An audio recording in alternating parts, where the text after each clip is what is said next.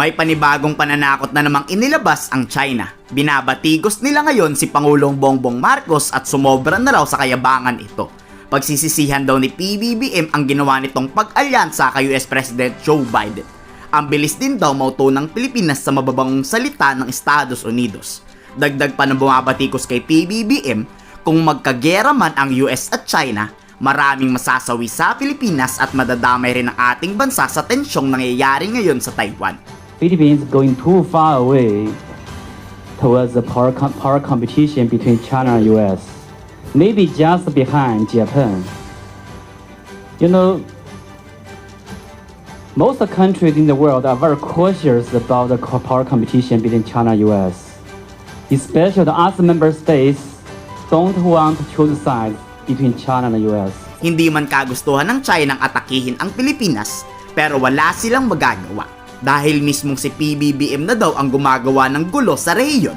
Si Pangulong Marcos Jr. na rin daw ang nagpapalala sa sitwasyon sa usaping agawan sa teritoryo sa West Philippine Sea. So that worries us.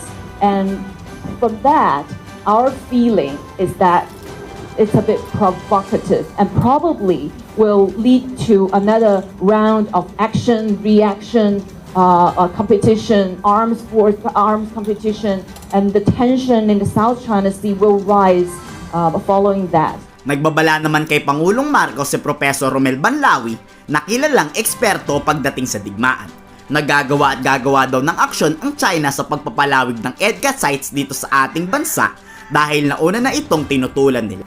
Ang pinakamasaklap pang mangyayari, magkakaroon ng gulo ang Estados Unidos at China, tapos pinakamaapektuhan dito ay Pilipinas. Idagdag pa ang tensyon na nangyayari ngayon sa Taiwan na siya talagang pinaghahandaan daw ng US.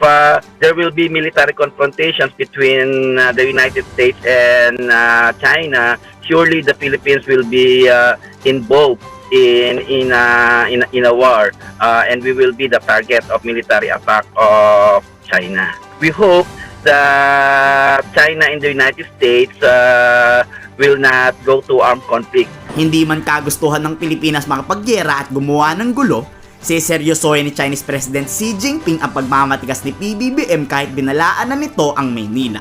Wala man makakapagsabi kung ano ang plano ng China, pero may mangyayari at mangyayari talagang gulo dahil dito. Nagtaksil kasi si PBBM sa usapin nila ni Chinese President Xi Jinping.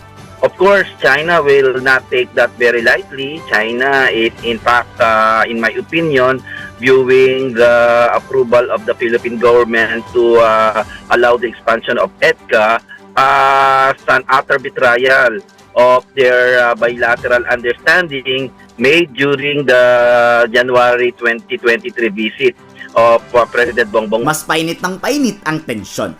Pero mas nakakabuti na naging handa si PBBM kaysa pagsisihan pa bandang huli. Para sa mas nakararami, mas okay nang umaksyon dahil madadamay at madadamay naman talaga ang Pilipinas sa gulong to. Kayo, ano ang inyong masasabi sa babala mula sa China? I-komento sa baba ang inyong saloobin.